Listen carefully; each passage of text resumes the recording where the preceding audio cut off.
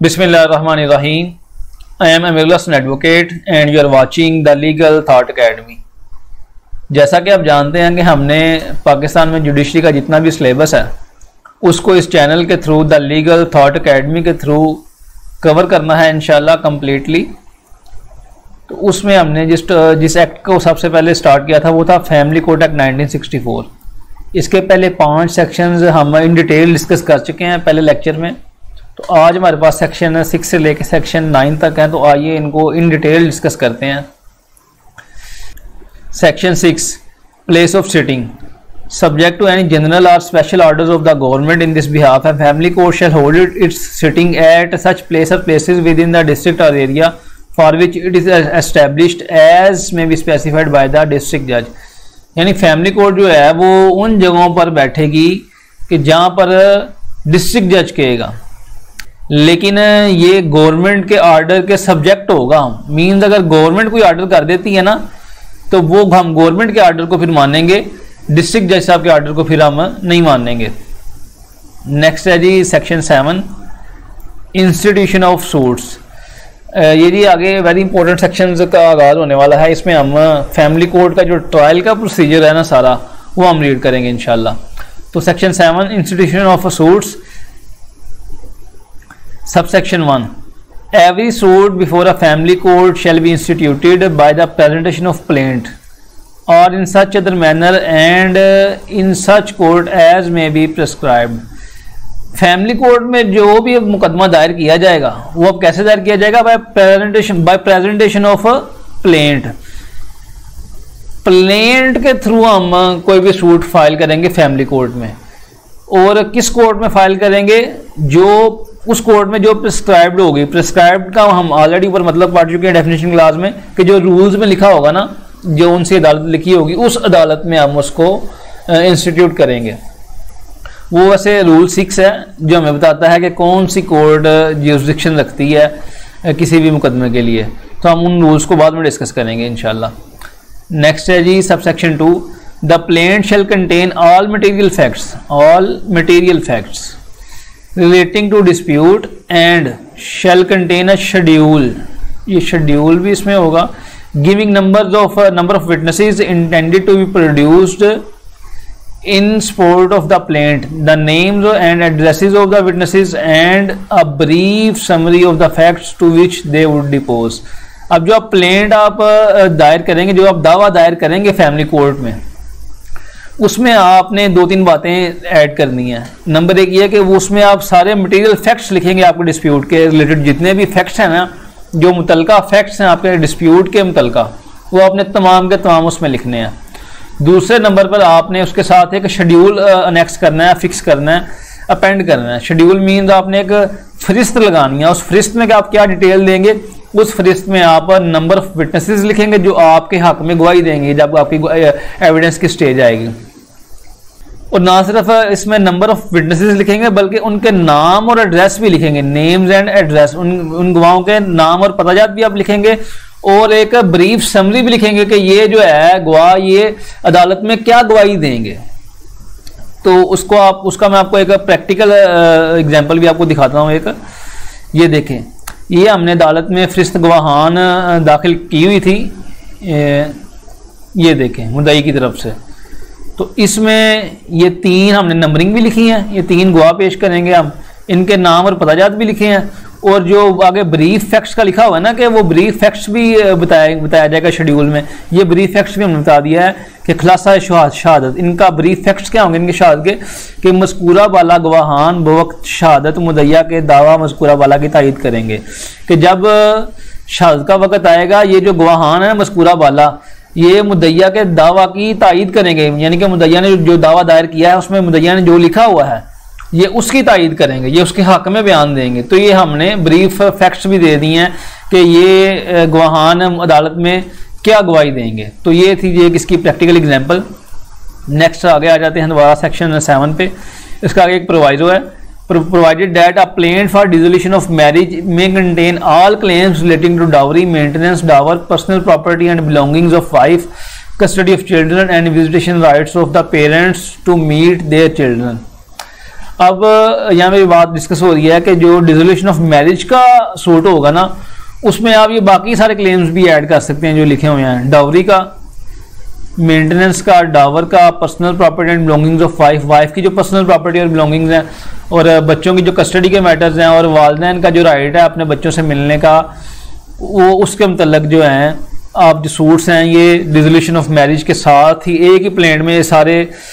मामलात को ऐड करके फाइल कर सकते हैं आप उस सूट को। नेक्स्ट है जी next provider further that parties may with the permission of the court call any witness at any later stage if the court considers such evidence expedient in the interest of justice। यहाँ पे बात हो रही है कि parties जो हैं, parties में दोनों पार्टीज आ जाती हैं, प्लेंटिफ भी और डिफेंडेंट भी, मुद्दई भी और मुद्दाले भी, कि दोनों पार्टीज में से कोई भी किसी भी स्टेज के ऊपर किसी भी गवाह को बुला सकती हैं, लेकिन दो शर्तें हैं उसमें। नंबर एक ये कि वो विद परमिशन ऑफ कोर्ट, अदालत की मर्जी के बगैर नहीं बुला सकती हैं,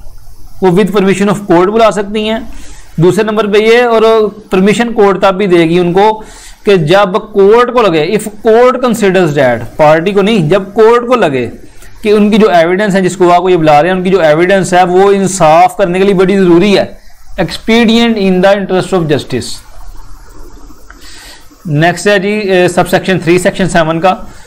उसकी clause 1, where a plaintiff sues or relies upon a document in his possession or power, he shall produce it in the court when the plaintiff is presented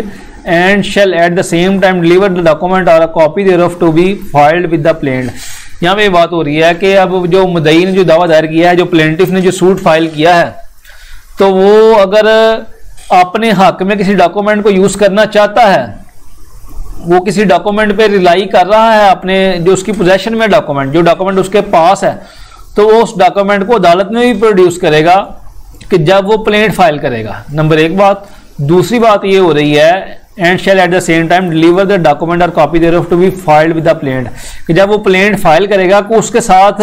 या वो ओरिजिनल वही डॉक्यूमेंट ओरिजिनल में लगाएगा, और अगर उसने ओरिजिनल उसके साथ नहीं लगाना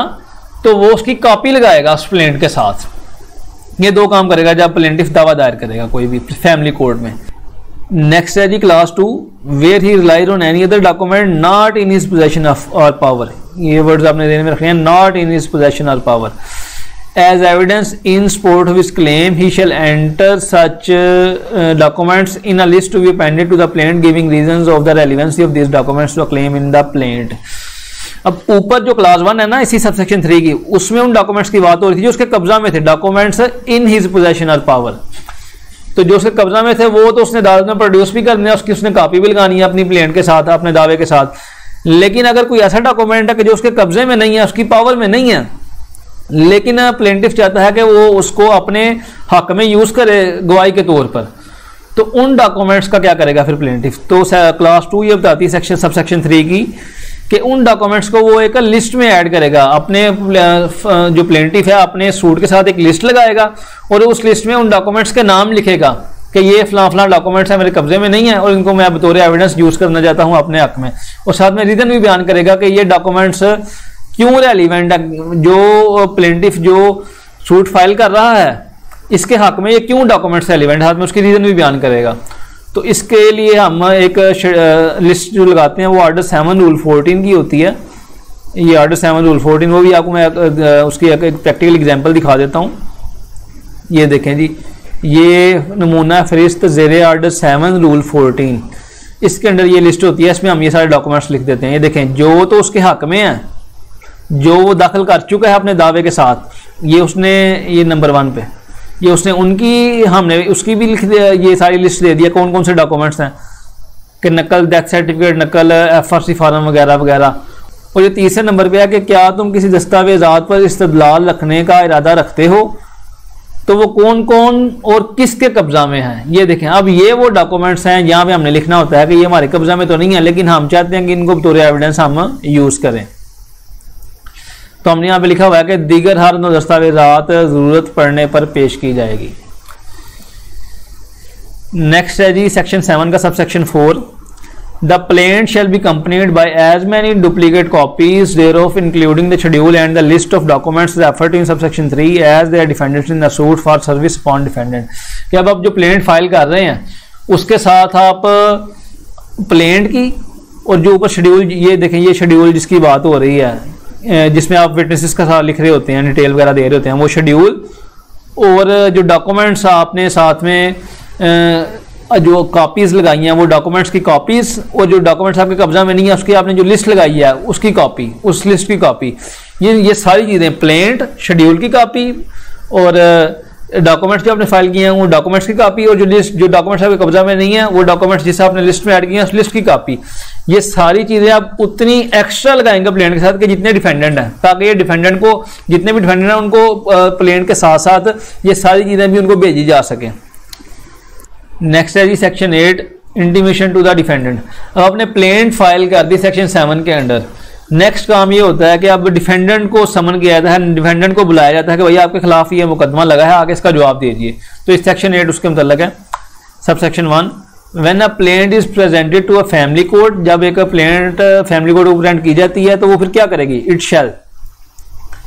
ए fix a date which shall not be more than 15 days for the appearance of the defendant. तो फैमिली कोर्ट एक डेट फिक्स करेगी डिफेंडेंट की अपीयरेंस के लिए, जो 15 दिनों से ज़्यादा नहीं होनी चाहिए, मैक्सिमम 15 days तक वो फैमिली कोर्ट वो डेट फिक्स कर सकती है।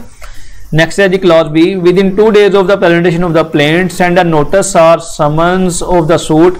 To the defendant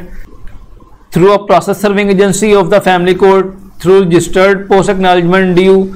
electronically or through courier together with the copy of the plaint, a copy of schedule referred to in subsection 2 of section 7 and copies of the documents and a list of documents referred to in subsection 3 of section 7। अब number A पे तो उसने family court ने date fix कर दी जो कि maximum 15 days तक हो सकती है डिफेंडेंट की अपीयरेंस के लिए। दूसरे नंबर पे क्या करेगी कि जब आपने प्लेंट फाइल की तो प्लेंट फाइल करने के 2 दिन के अंदर अंदर डिफेंडेंट को नोटिस या समन भेजेगी। वो कैसे भेजेगी, या प्रोसेस सर्विंग एजेंसी के जरिए, या रजिस्टर्ड पोस्ट एक्नॉलेजमेंट ड्यू के जरिए, या इलेक्ट्रॉनिकली या थ्रू कोरियर भी भेज सकती है। इलेक्ट्रॉनिकली का मतलब होता है यानी कि व्हाट्सएप के थ्रू भेज दिया या किसी और इलेक्ट्रॉनिक मीन्स के थ्रू उसको समन या नोटिस भेज दिया। और इस नोटिस के साथ साथ जो ऊपर मुदई ने प्लेंटिफ ने प्लेंट की एक्स्ट्रा कॉपीज लगाई होती हैं और शेड्यूल की और बाकी डॉक्यूमेंट्स वगैरह की, उन सब कॉपीज को भी इस नोटिस के समन के साथ भेजेगी ताकि उसको पता चल जाए कि उसके खिलाफ मैटर क्या आया है अदालत में, उसके खिलाफ क्या मुकदमा दायर किया गया है अदालत में। नेक्स्ट जी clause C, direct that notice or summons issued under clause B also be served through fixation and shall simultaneously issue a proclamation in a newspaper. तीसरे नंबर पर फैमिली कोर्ट ये करेगी कि जो नोटिस ये क्लास बी में भेजे गए हैं डिफेंडेंट को, उस नोटिस या समन को फिक्स भी करेगी। अब फिक्स कहाँ पे करेगी, वो उसके घर के किसी कॉन्स्पिक्युअस पार्ट पे फिक्स कर सकती है नोटिस को, यानी कि जो डिफेंडेंट है उसके दरवाजे, घर के दरवाजे पे उस नोटिस को चश्मा कर सकती है कि भाई कि ये आपकी फलां तारीख को ये फलां अदालत में आपका ये मुकदमा लगा है। और साथ ही shall simultaneously issue a proclamation in newspaper, और साथ ही एक अखबार इश्तिहार का ऑर्डर भी करेगी फैमिली कोर्ट, यानी कि वो ऑर्डर करेगी कि इस बंदे के खिलाफ, डिफेंडेंट के खिलाफ अखबार में किसी न्यूज़पेपर में प्रोक्लेमेशन भी दिया जाए कि फलां मुदई ने फलां डिफेंडेंट के खिलाफ ये फलां मुकदमा दायर कर दिया है, उसकी ये नेक्स्ट डेट है, ताकि ये अपीयर हो सके अदालत में, डिफेंडेंट अपीयर हो सके अदालत में। नेक्स्ट है जी सेक्शन 8 का sub section 2, while issuing the notice or summons to a defendant, the family court shall require the defendant to submit a written statement on the day mentioned in the notice or summon। अब जो summons या notice issue कर दिए गए defendant को, तो family court उस समन या नोटिस के अंदर ये लिखेगी कि जो तरीका मुकर्रर कर रहे हैं तुम्हारे अपीयर होने के लिए, यानी कि डिफेंडेंट के अदालत में अपीयर होने के लिए, उस तारीख पर तुम रिटर्न स्टेटमेंट भी जमा करवाओगे अदालत में। नेक्स्ट है जी सेक्शन 9 रिटर्न स्टेटमेंट। अब सेक्शन 7 में दावा भी दायर हो गया, सेक्शन 8 में उसको नोटिस भी सर्व हो गए, अब सेक्शन 9 में उसने अब रिटर्न स्टेटमेंट देनी है डिफेंडेंट ने, उसके मतलब अब हम देखते हैं। Sub section 1, on the date fixed under section 8 the defendant shall appear before the family court and file written statement, a list of witnesses and gist of evidence, and in case the written statement is not filed on that date, family court may, for any sufficient reasons which prevented the defendant from submitting a written statement, allow the defendant to submit the written statement and other documents on the next date which shall not exceed 15 days from that date. अब जो date fix की गई थी अदालत की तरफ से defendant के अपीयर होने के लिए, जो आप सेक्शन 8 में पढ़ चुके हैं कि वो 15 दिनों से ज़्यादा नहीं होगी, उस तारीख पर जो डिफेंडेंट है वो नंबर 1 तो रिटर्न स्टेटमेंट फाइल करेगा अदालत के अंदर, यानी कि जो उसके खिलाफ दावा आया है उसके खिलाफ वो जवाब दावा देगा, और उस जवाब दावे के साथ रिटर्न स्टेटमेंट के साथ वही जो जैसे मुद्दई ने प्लेंटिफ ने लिस्ट ऑफ विटनेसेस दी थी और उसका सारा खुलासा लिखा था कि ये मुद्दई किस बारे में शहादत देंगे, ऐसे ही डिफेंडेंट भी अपने जवाब दावे के साथ एक लिस्ट ऑफ विटनेसेस ऐड करेगा, उसके साथ उनकी जिस्ट ऑफ एविडेंस भी लिखेगा कि ये जो लिस्ट ऑफ विटनेसेस हैं, जो ये जिन गवाहों का मैं अदालत को बता रहा हूँ, ये गवाही क्या देंगे। और आगे बात हो रही है कि अगर रिटर्न स्टेटमेंट वो फाइल नहीं करता, उस तारीख पर अदालत में फाइल नहीं करता, अपीयर हो जाता है लेकिन रिटर्न स्टेटमेंट फाइल नहीं करता, तो वो अदालत को रिक्वेस्ट कर सकता है कि मुझे एक तारीख और दी जाए, ये फलां वजह है जिसकी वजह से मैं रिटर्न स्टेटमेंट फाइल नहीं कर सका। तो अगर अदालत को वो उसकी जो वजह है वो सफिशिएंट लगे, फॉर एनी सफिशिएंट रीजन, उसकी वजह मुनासिब लगे अदालत को, तो अदालत उसको एक तारीख और दे सकती है रिटर्न स्टेटमेंट वगैरह फाइल करने के लिए। रिटर्न स्टेटमेंट वगैरह मैंने इसलिए कहा है कि क्योंकि रिटर्न स्टेटमेंट के साथ उसने लिस्ट ऑफ विटनेसेस और वो डॉक्यूमेंट्स वगैरह भी उसने साथ में फाइल करने हैं। और ये जो दूसरी तारीख दी जाएगी डिफेंडेंट को, ये भी 15 दिनों से ज़्यादा नहीं दी जाएगी, ये भी मैक्सिमम 15 दिनों तक दी जा सकती है। ये लास्ट में ये लाइन लिखी है, which shall not exceed 15 days from that date. अब ये जो defendant list of witnesses add करता है और उसका जिस्ट ऑफ एविडेंस लिखता है, इसकी भी प्रैक्टिकल एग्जाम्पल देख लेते हैं। ये देखें जी, फरिस्त गवाहान मंजानब मुद्दाले, ये ऊपर दावा था जो दायर किया गया था, दावा खर्चा नानो नफ़का फैमिली सूट है ये। तो उसमें जो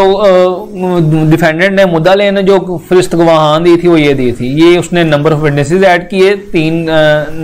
गवाह हैं, उनके नाम पता वगैरह लिखे, और ये उसने जिस्ट ऑफ एविडेंस भी ऐड कर दी कि जो गवाहान जो जिनका मैं जिक्र कर रहा हूँ ऊपर, ये जवाब दावा की तायीद करेंगे। तो ये थी जी इसकी प्रैक्टिकल एग्जांपल। नेक्स्ट सेक्शन 9 का सब सेक्शन 1 है, a defendant husband may where no earlier suit for restitution of conjugal rights is pending claim for a decree of restitution of conjugal rights in his written statement to a suit for dissolution of marriage or maintenance which shall be deemed as a plaint and no separate suit shall lie for it. अब अगर plaintiff ने dissolution of marriage या maintenance का suit file कर दिया है husband के खिलाफ, यानी कि बीवी ने दावा तनसीख निकाह या खर्चा नानो नफका का दावा फाइल किया है अपने हस्बैंड के खिलाफ, तो उस दावा के जवाब दावा में defendant restitution of conjugal right भी क्लेम कर सकता है। रेस्टिट्यूशन ऑफ कंजुगल राइट्स आपको ब्रीफली बता देता हूँ अभी कि ये ऐसे दावे को कहते हैं कि जिसमें मियाँ बीवी के अज़दवाजी तल्लुक़ को कायम करने का कोर्ट से आर्डर लिया जाता है कि कोर्ट आर्डर करे कि मियाँ बीवी दोनों इकट्ठे दोबारा रहें। तो इसको अगर आपने डिटेल में देखना है तो आप पहले लेक्चर में देख सकते हैं, सेक्शन 5 में मैंने इसको डिटेल में एक्सप्लेन किया हुआ है। तो ये था sub section 1 A. Next sub section 1B, a defendant wife may in the written statement to a suit for restitution of conjugal rights make a claim for dissolution of marriage including khula which shall be deemed as a plain and no separate suit shall lie for it। अब अगर husband ने suit file किया है अपनी wife के against के restitution of conjugal rights का, तो उसमें जो डिफेंडेंट वाइफ होगी, जो मुद्दा ले होगी बीवी, वो रेस्टिट्यूशन ऑफ कंजुगल राइट्स का जो सूट फाइल किया गया है उसका तो जवाब दावा देगी, लेकिन उसमें अगर वो चाहे तो डिसोल्यूशन ऑफ मैरिज भी क्लेम कर सकती है, यानी कि तनसीख निकाह भी क्लेम कर सकती है, और इंक्लूडिंग खुला, उसमें खुला की बेस पे भी और अदरवाइज भी डिसोल्यूशन ऑफ मैरिज वो क्लेम कर सकती है। नेक्स्ट इसका प्रोवाइडर है जी, provided that the provider to subsection 4 of section 10 shall apply where the decree for dissolution of marriage is to be passed on the ground of khula. ये section sub section 1B का जो provider है ये अब redundant हो चुका है, यानी कि जायद हो गया, फजूल हो गया, इसकी कोई वैल्यू नहीं रही। क्योंकि इसमें जो सेक्शन 10 के सब सेक्शन 4 के प्रोवाइडरों की बात हो रही है वो अब है ही नहीं सेक्शन 10 में ना, क्योंकि जो सेक्शन 10 का सब सेक्शन 4 है वो 2015 में सब्सिट्यूट हो चुका है। तो जब सब्सिट्यूट हुआ है तो उसमें मजीद प्रोवाइडो है ही नहीं सेक्शन 10 के सब सेक्शन 4 में, इसलिए आप इसको इग्नोर कर सकते हैं। होना तो इसको ओमिट हो जाना चाहिए फ़िलहाल तो, लेकिन ये तो लेजिस्लेशन का काम है। खैर बहरहाल नेक्स्ट है जी इसका सब सेक्शन 2 सेक्शन 9 का, where a defendant relies upon a document in his possession or power, he shall produce it or copy thereof in the court along with the written statement। अब ये वही बात हो रही है कि ऊपर अगर प्लेंटिफ की बात हो रही थी सेक्शन 7 में, यहाँ पे डिफेंडेंट की बात हो रही है कि अगर डिफेंडेंट के पावर या पोजेशन में कोई डॉक्यूमेंट है, document in his possession or power, तो वो यहाँ तो इसको अदालत में प्रोड्यूस करेगा जब वो अपनी रिटर्न स्टेटमेंट फाइल करेगा, तो यहाँ उसकी जो कॉपी है ना वो रिटर्न स्टेटमेंट के साथ फाइल करेगा, तो आमतौर पर कॉपी ही उसके साथ रिटर्न स्टेटमेंट के साथ लगा दी जाती है। नेक्स्ट है जी sub section 3, where he relies on any other document not in his possession or power, not in his possession or power as evidence in the support of his written statement, he shall enter such document in a list to be appended to the written statement, giving reasons of the relevancy of this document without defense in the written statement। ये भी वही बात हो रही है जी कि अगर ऊपर तो सबसेक्शन 2 में और थी कि जो उसके पोजेशन में है डॉक्यूमेंट्स उसको तो वो उसके तो कॉपी लगा देगा अपने रिटर्न स्टेटमेंट के साथ, लेकिन जो डॉक्यूमेंट्स उसकी पोजेशन में नहीं है लेकिन वो डिफेंडेंट जो है उनको बतौर एविडेंस यूज करना चाहता है अपने हक में, तो फिर वो डिफेंडेंट भी एक लिस्ट तैयार करेगा, उस लिस्ट में उन तमाम डॉक्यूमेंट्स को मेंशन करेगा और साथ में बताएगा कि ये डॉक्यूमेंट्स क्यों रेलिवेंट हैं इसके जवाब दावा के साथ डिफेंडेंट के। नेक्स्ट है जी sub section 4, copies of written statement, list of witnesses and pieces of evidence referred to in sub section 1 and documents referred to in subsection 2 shall be given to plaintiff, his agent or advocate present in the court. अब ये जितने भी written statement जो उसने file की और जो list of witnesses और जो सारी उसने वो डॉक्यूमेंट्स वगैरह अपने जवाब दावे के साथ लगाए डिफेंडेंट ने, वो इन सब की एक्स्ट्रा कॉपीज लगाएगा प्लेंटिफ को प्रोवाइड करने के लिए, और वो जो कॉपीज हैं वो प्लेंटिफ को प्रोवाइड की जाएंगी, या प्लेंटिफ को प्रोवाइड की जाएंगी या उसके एजेंट को प्रोवाइड की जाएंगी या उसके एडवोकेट को प्रोवाइड की जाएंगी जो अदालत में हाजिर होगा। नेक्स्ट जी सब section 5, if the defendant fails to appear on the date fixed by the family court for his appearance, then अब जो डेट फैमिली कोर्ट ने फिक्स की थी सेक्शन 8 में, अब उस तरीक को अगर डिफेंडेंट अपीयर ही नहीं होता अदालत में तो फिर क्या होगा, उसमें फिर दो सूरतें आगे से बन जाती हैं। पहली देख लेते हैं clause A, if it is prove that the summons are notices were duly served on the defendant. पहली सूरत हाल ये कि डिफेंडेंट को नोटिस या समन ड्यूली सर्व हो चुके थे तो फिर भी वो अपीयर नहीं हुआ, तो फिर उसके साथ क्या किया जाएगा, तो फिर फैमिली कोर्ट जो है एक्स पार्टी प्रोसीडिंग का ऑर्डर कर देगी। द फैमिली कोर्ट में proceed ex parte provided that where the family court has adjourned the hearing of suit ex parte and the defendant at or before such hearing appears and assigns good cause का word आपने ध्यान में रखना है, for his previous non-appearance he may upon such terms as the family court directs be heard in answer to the suit as if he had appeared on the day fixed for his appearance। अब जो date fix की थी family court ने defendant की appearance के लिए, उस date पे वो अपीयर नहीं हुआ और अदालत में साबित हो जाता है कि इसके ऊपर जो नोटिस थे, जो समझ थे, ये ड्यूली सर्व हो चुके हैं, फिर भी ये अपीयर नहीं हुआ, तो फिर family court x parte proceeding का ऑर्डर कर देगी। एक्स पार्टी का मोस्टली तो आपको पता होगा, लेकिन जिनको नहीं पता तो एक्स पार्टी को इन शॉर्ट बताता हूँ कि एक्स पार्टी ऐसे ऑर्डर कहते हैं कि जिसमें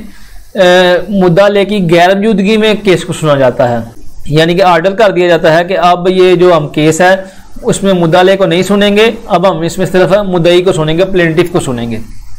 तो ऐसे ऑर्डर को एक्स पार्टी ऑर्डर कहते हैं। तो कोर्ट फिर एक्स पार्टी प्रोसीडिंग का ऑर्डर कर देगी। और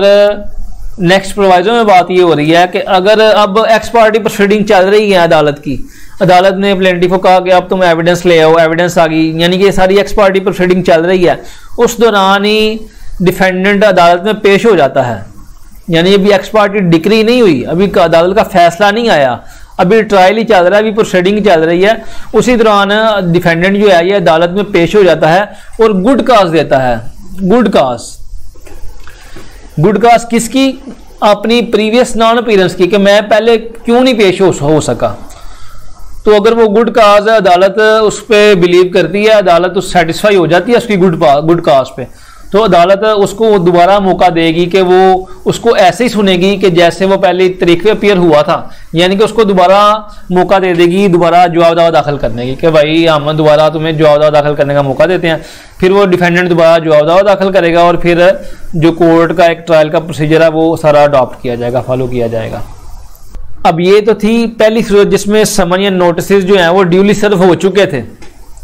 जो दूसरी जो सूरत हाल है जे के डिफेंडेंट अपीयर नहीं हुआ, उसमें जो दूसरी सूरत हाल है वो ये है कि उसके बाद जो नोटिस है या समन है वो ड्यूली सर्व ही नहीं हुए। उसको देख लेते हैं। If it is not prove that the defendant was duly served as provided in subsection 4 of section 8, the family court shall issue fresh summons और notice to the defendant and call the same to be served in the manner provided in clause B and C of subsection 1 of section 8। अब जब उसके ऊपर जो notice हैं या summons हैं वो ड्यूली सर्व ही नहीं हुए, तो फिर फैमिली कोर्ट क्या करेगी, वो इशू करेगी फ्रेश नोटिस या समन्स, वो फ्रेश समन्स या नोटिस को इशू करेगी कि उसको पता चला कि उसके खिलाफ अदालत में कोई केस दायर हुआ है। यहाँ पे बात हो रही है as provided in subsection 4 of section 8, इसको भी आपने इग्नोर करना है क्योंकि ये सबसेक्शन 4 सेक्शन 8 का है ही नहीं। ये 2015 में ये भी सेक्शन 8 भी सब्स्टिट्यूट हो चुका था, तो जो सब्स्टिट्यूट होने के बाद सेक्शन 8 आया था वो आप पढ़ चुके हैं, उसमें सबसेक्शन 4 है ही नहीं, तो इसको भी आपने इग्नोर करना है। नेक्स्ट है जी subsection 5A। If the defendant fails to submit the return statement on or before the date under subsection 1, the defense of a defendant shall stand struck off and the family court shall decide the case under the law। अब यहाँ पे ये बात हो रही है कि अब डिफेंडेंट अदालत में अपीयर तो हुआ, लेकिन डिफेंडेंट को जो टाइम दिया गया था रिटर्न स्टेटमेंट को फाइल करने के लिए, जवाब दावा को दाखिल करने के लिए, डिफेंडेंट ने उस टाइम में जवाब दावा दाखिल नहीं किया अदालत में, तो अदालत उसका राइट टू डिफेंड जो है वो स्ट्रक ऑफ कर देगी, उसका डिफेंस का राइट है स्ट्रक ऑफ कर देगी, और फिर फैमिली कोर्ट केस को अंडर द लॉ डिसाइड करेगी, यानी कि डिफेंडेंट को कह देगी कि तुम्हारा हमने राइट स्ट्रक ऑफ कर दिया, तुम डिफेंड नहीं कर सकते। प्लेंटिफ को कहेगी कि तुम भाई अब अपनी एविडेंस वगैरह ले आओ, तो प्लेंटिफ से वो एविडेंस वगैरह लेके अपना वो फैसला वगैरह इशू कर सकती है फैमिली कोर्ट। सबसेक्शन 5 में ये बात हो रही थी कि डिफेंडेंट अपीयर ही नहीं हुआ, लेकिन सबसेक्शन 5A में ये बात हुई है कि डिफेंडेंट अपीयर तो हुआ लेकिन उसने वक्त के अंदर अंदर जवाब दावा दाखिल नहीं किया। वक्त कौन सा, जो वक्त उसको दिया गया है जवाब दावा दाखिल करने के लिए, उस वक्त के अंदर अंदर। नेक्स्ट है जी सबसेक्शन 6 सेक्शन 9 का। In any case in which a decree is passed x party. अब एक्स पार्टी डिक्री ही पास हो गया, फैसला ही आ गया उसके खिलाफ डिफेंडेंट के अगेंस्ट एक्स पार्टी। अब उस सूरत हाल में बात हो रही है कि डिफेंडेंट फिर क्या कर सकता है। In any case in which a decree is passed x party against the defendant under this act, he may apply within 30 days of service of notice under subsection 7 of the passing of the decree to the family court by which decree was passed for an order to set it aside, and if he satisfies the family court that he was not duly served or that he was prevented by any sufficient cause from appearing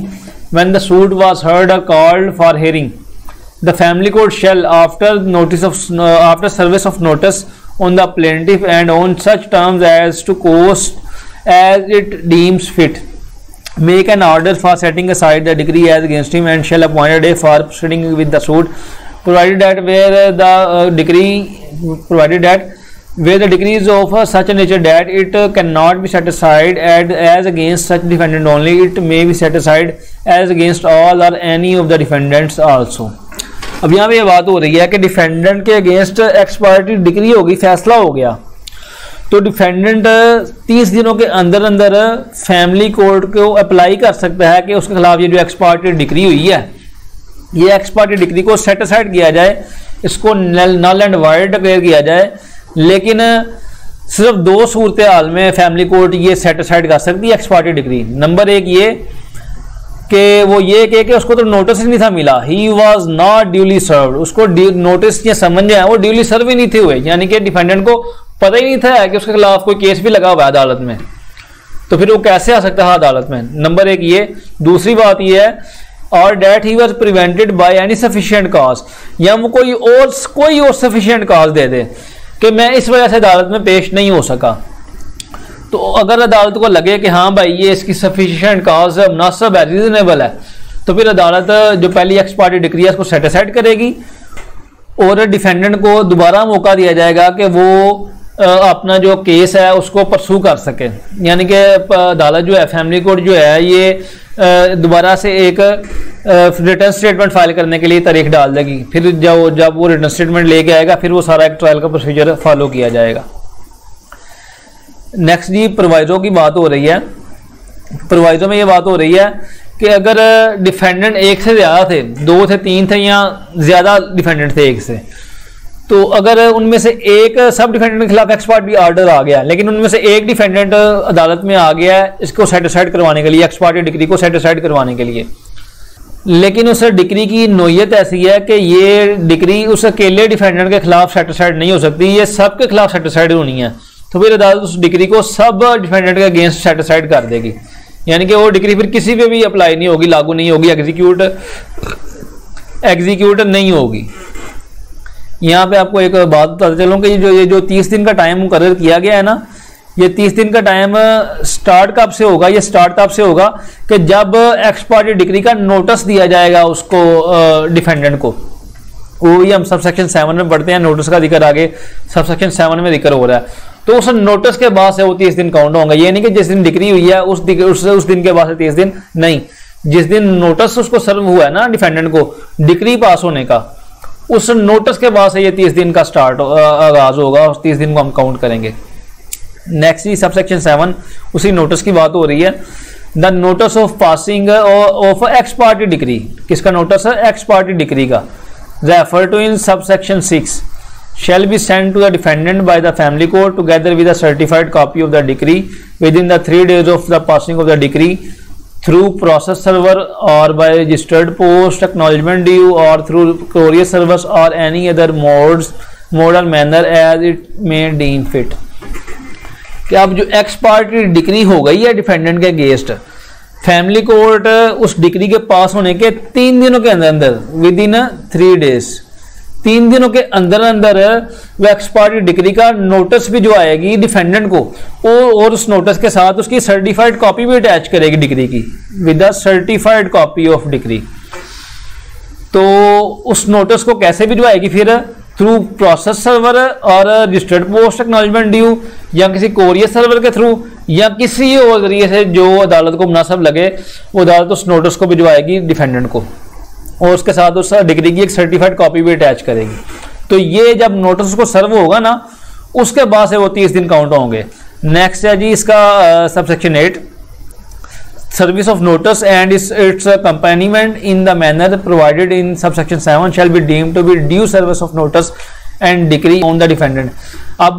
जो family court ने section 7 के अंदर notice decree ex parte decree का notice भेज दिया defendant को, तो ये जो मैनर्स लिखा हुआ ना कि जिस मैनर में डिक्री को नोटिस को सर्व किया जाएगा, डिक्री के नोटिस को